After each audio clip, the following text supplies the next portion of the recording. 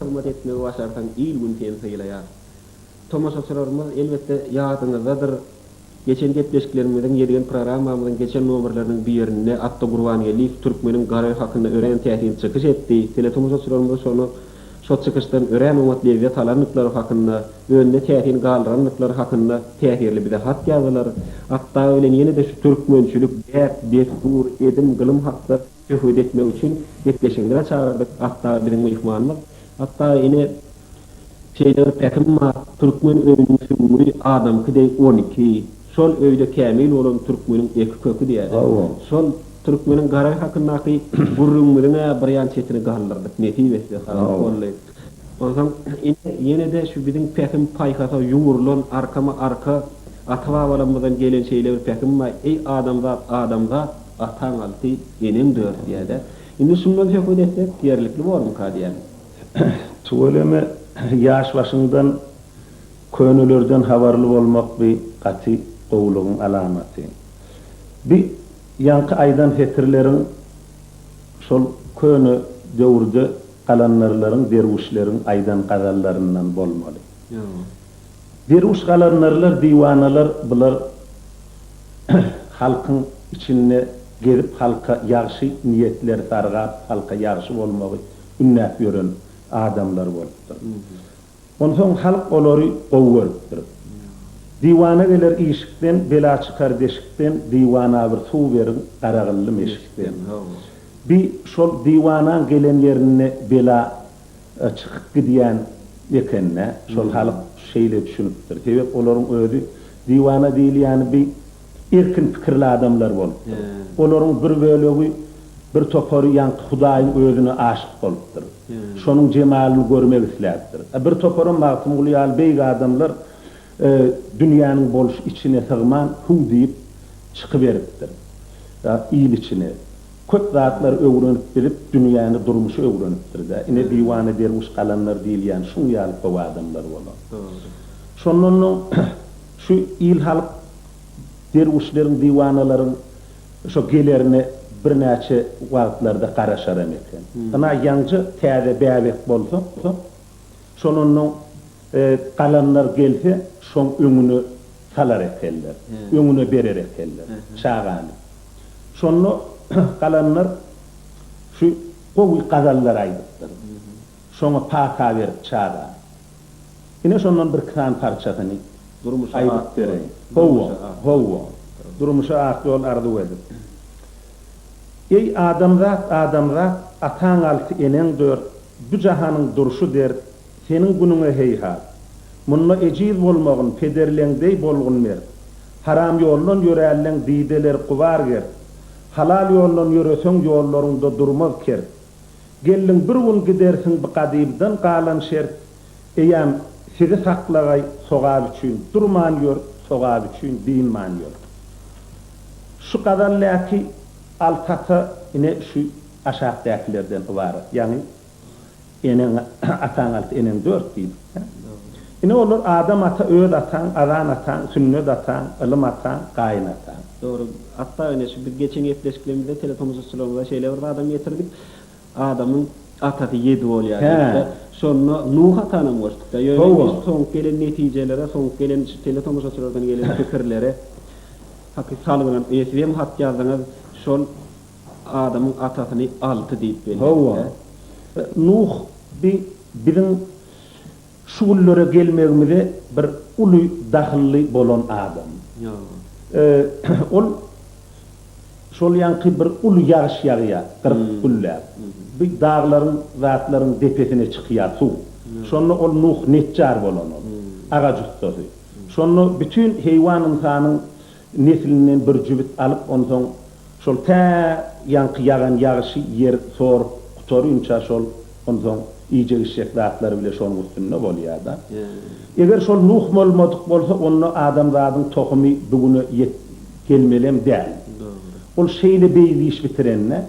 Onun käbir ýaşullar käbir ýagdaýlarda yankı şonun goşaýan yerler bolýar. Emma hakykatdan bolsa ol biriň ýöne hormat atamyz bir gönüden gönü bizim özümüze dahilli ata ol yankı sanan 6 tanıyım. Altında da şeyler tetrem var. Bırakada 6 tanın köyü var. Howa. Şu ödem tuğ dedik dur adamların 6 tane. Howa. Ine inni şu yankı 6 tanın her gaysını ana bir ayıp düşündürüş verilenine. Ine şu düşündürüş şu 6 tanın hut şonun altılığını, şon kaptalından başka bir dadın giyirip bolmajokluğunu şu da aydiya. Ine şu adam ata yankı birinci ata vardı. Nebereyi adam atan, şecereyi peder atan. Şecereyi demek ne? Ina şu nebere bütün adamdan adam atan nebere. Şecere demek ne?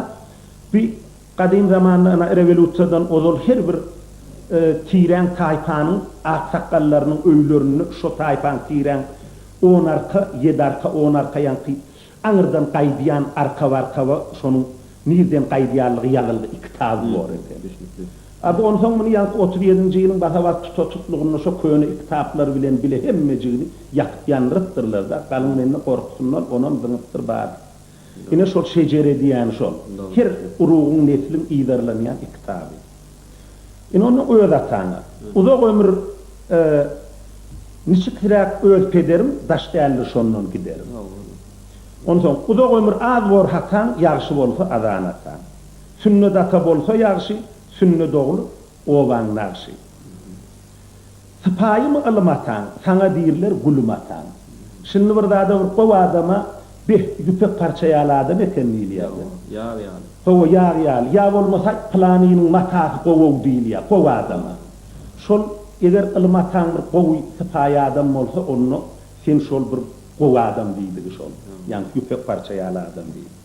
Kaynatası gerçek değil, alanlıydı alçak değil. Eğer bir acayip adamın bir merdemsi onu bir öz öyünün doğru ihtiyarlı adamının kıyıdını alsan onu o kıyıdın kovu olacaklığı öz özünün düşünüp kulle. Haçanlı erkek kişi öz öyünü doğru ihtiyarlık edip bilenini oluydu hiç öyle ol bir edeplik bolmalı. O yine şu altata barada.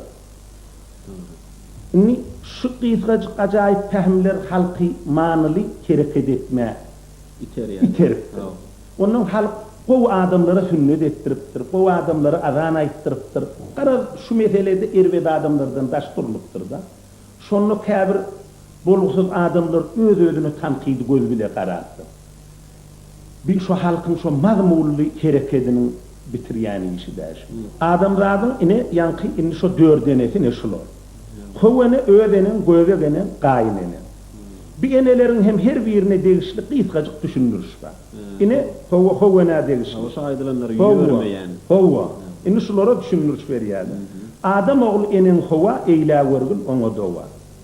Doğru enin kâben senin tutunmağın ornun onun. Yerden götür gövegenin şu kıvavrak borsun senin. Gaynenin yartı venin. Kaynenen senin ayağın yartıdır. Yani yollasın ya. Şonun için çok koyun olur. Şol kıyıdalınacak bolonunu şol yerliğine terecek. Şol esafı ecesi diyede. Koyun ölürümüz göbegenen hak tapavutlanırıptır. Olur göbek enen mümkün kadar yaşayal olmalılığını ünlerdir. 7 pıştıma çekmerin yerden götürene çekerim. Yine yancı dünya enen çağanın dilinden fehmdarların ana aydan gepi. Akakkallar ne yiğitleri 6 tane edebi targattır da. Yine olur. İr tur yine atağın var, sonra bedevi atın var. Doğuk geliyen nurluğunu edep bilen bir salam ver. Halal itkeyecek bolson rahmet çekip dök ağacı der. Kamgıyım görsen halın sonra kollon gelen kömen ver. Musulman insan perverdir ona ayıptır dava şey. Yine kıyısgacık şudatlar yerine getiren yiğidin anır başı olur. Ondan sonra gelin kıyıları olsa şu 7 kâfiyeti ayıp deyip azap ettirdi. Başasarsız gelmek ayıp, alkım açık bolmak ayıp, hereceklep yürümek ayıp, bıkına el urmak ayıp, avşarılıp durmak ayıp, gepin batlı olmak ayıp, çaksız kaçı gülmek ayıp. Bir sanılın ayıp kâfiyetlerin gelin kıyılarımızda onoysuz tesir var da, bunların her birini ayratayım aydılan fehmli sözleri var. Ya arta on homşi edepli tertipli olmalı turulundan ne oğul ayram bunu va keşke çıktı. Aha. Şu bir adam aşı edepli tertipli olmalı görenünden şonu başka bir rahattan üstüyle düşünmeden ha tehirli ol ya diye de. Bizim acayip. Lakin davay gelken edepli ol, tertipli ol, sen on yetmeni bir yetme deyip turulundan ne şolar al boş getirlerinin üstüyle Yine şu emetten adamın ağına yüreğine kormuş ya da öyle kagaranda. Yine şol yankı yine şol yankı yedi ayıbı yine şu tankid aydılan yit sözler var. Ha. Yine mesela şoların her kaydına. Yine birincisini zen maş açık kayadı açık. Zen maşından ayrılan son önce uton çaya yer titreyenle yıkıranacak. Açık bolsa zen goğusu alkımı insafsız gözleri düşür yalkımı. Ülke vardır zenalları herecek, yigitler görgü varını görecek. Zen eli bakınna duvuk yumruğu, karşıları çıtık bor, yığırıp tengirdi. Avşarlıp duruşu bir edeplenin, yağda kalır keşfin, etirip inerin. Zen batlı ses, mazat pet. Zen gülküsü bolsa çatlı, sonra verin, niyden hatlı. Ana, bu sözler yaşlılar tarafından ören seyrek aydınlıktır. Emma tavır bir edep gelin gıydın kulağına derrog yetip, şol derrog düzülmek bile olur. Sebep bu sözler ören yeti de, şol senin yan kaydanın şu tertipli olduk farnav oturandan, onun şulor yal şu içinden geçen yeti sözleri kâma hal bir aydılsa, şol ehmiyetli olur. Bu, inhe bir dem şunu, şu her bir dövür, her bir zaman öz yağdayına göre üyüp koymeli. Onu hiç kim onu inkar edene hatta. Yine bir şu aydan rahatlarımı edin şu boluşu yani gönü şunu bir taklamalıyan rahatlar. Yönü şunun ha şu aydan rahatlar şunu ürkünün üzmen. Ne hülüm olsa şunu bir çen reagı bilen alıp giden olsa onunla birinin bugün edebi ikramı ton çayamı bir onunla bir ilhal olmalı. Emma şonuyun onha şu tavhim örkününü üzdük de. Doğru, yine şu peder paykaslarından, akılından, öğüt ünlüğlerinden bilim daşlaşanmada neye mi esas sebep olup? Ana onu şu bir komşu yaşlı ayalımız var. Ona sonra dayda diyerler. Ol bile oturup ya teva onun ahmir bilen bir neçe gurrun meriyada. 38. yılların çöweregi men yangi gelinim diye. Hova. Ondan bir şu şova rayonun yol başçılar gelip doğru bilen yaşmağı önce ayırdılar eken. Onun bir gün obamda geldi diye yaşlı imam şu ovanın en hormatlı adamlarının biriydi diye. Onun bir yaşlıyım ayıttı diye men gelinim yanca gelin şunu degmen birameni yumsakal edersiniz. Onun şu yaş gelinin şunun mukaddesliği edebi ikramı uton çaya olan mukaddes inancını yumurursunuz deyiptir. Emma olur etmeyen onu ayırdırıptır da şunu men şu bir hül yüreğim soğurluğun yani bollu diye. Onun bunu kaynatam kaçı ağır görüptür diye. Onun kaynatası öğürlük şunun şu oramağa burun edip oturur ekellerde. Bunların bir işleri katı kavahatlık, bir mukaddesliği veyran ediyor. Divaydar eken. Onun sonu dayday diye da şu haberki gelin kıyıların bir neçesini görümde şu kaynatamın şu sözleri yadıma düşüyor diye. Şol adamlar boş değil o diye de. O şol doğrudan on şol ürkünün üzmeyen şolatlara da şovat edil doğruluk bilen şonun ayıktırman pehm paykat eden olsa, yönü yuvaşlık bilen edilen olsa onunla beyle olmalı ləlde. Doğru, yine şu an son neticedinin usta şol ayırdılan rahattan yaşmağın. Hova. Yine solar yağlar. Turulcun hem de yine şu an görüp duruyor. Hova. Yani netice verenliğini. Şu adamlarda da bir hili hatta bir oyunmak oluyor, bir hili dehevi diyordur, taklamak. Solar yağlar bir hili duygular ama adamdan oyunluyor. Şol oğu da şol könödün ürkünü inha üstün katı ervet yağdayı barliyarlığı da şol. Peki maatla var. Sağlık olsa hem bolsa toy, galan hem ve gururun oygen var. Peki maatla. Şol toyun gururun olmasa? Şimdi Öňkü şu ata-babalarymyzyň, atalarymyzyň öýlenmek desturunun buğun gününe nähil tapawut bar. Ana şonu deňeşdirseňiz. Atalarymyzyň olaryň atalarynyň döwründe aqsaqqallaryň tapşyryk esasyna ýa-ni öýlenjek ýigidin öňünde durýan şertler. Şert goýar eken. Owo, şert goýar eken. Nerim taqa bolýunçan 40 derýany ýürüp gel. 40 şäher gerip gel. Bir kişiden ýykylyp 40 bil ürüp gel. Hayır işleri bitirip şeri işleri düzäk gel. Çağa kan ene beren bir jegiýe erýedin 40 türlü şygyrat alyp ýüregiňe ýalyp gel. Şu zatlaryň baryny atan çopan taýagyny dutar edip arlaryna bir perdeden düzüp gel. Oglum, diňe şondan soň Kuba gelin almagy, öýüşikli bolmagy, perdent ýüresi ýylmagy, gojaman danalardan, her sözü dänelerden ak patal ursodal, soňra atan ýanyna öýlenmäge munna gel. Inni bir anrak täkdibi. Inni atalarymyzyň, kakalarymyzyň döwründe ýani gyzyl tarapyň oglan tarafa goýýan şerti.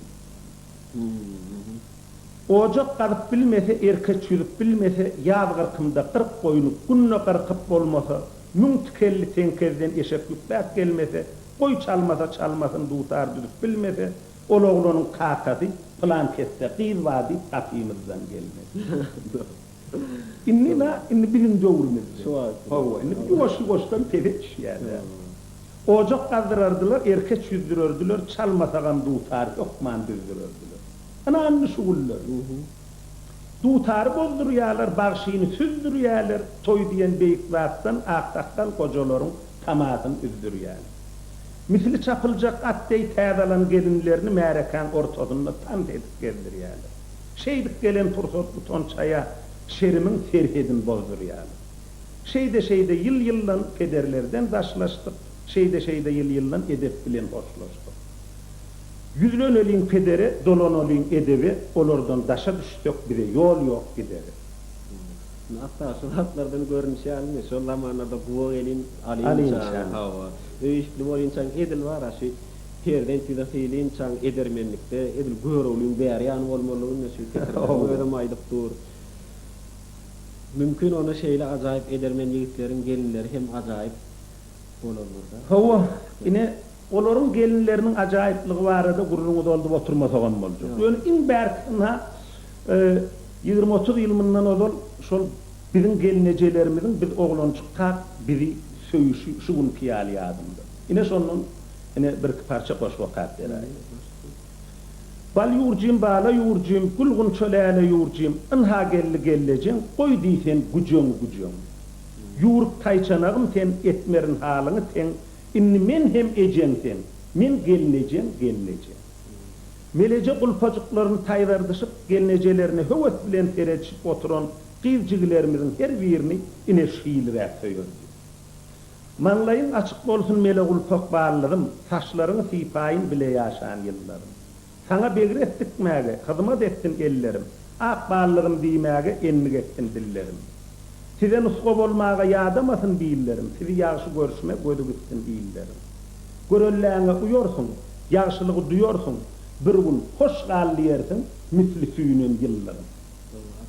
Soňra baran ýerinde meniň ýaly bolarsyň, hormatly gojalardan köp sag bolsun alarsyň. Soň hem uzak ömrüňde men çykmaryn ýadyňdan. Bu dünýede galjak zat ýagşylykdyr adamdan.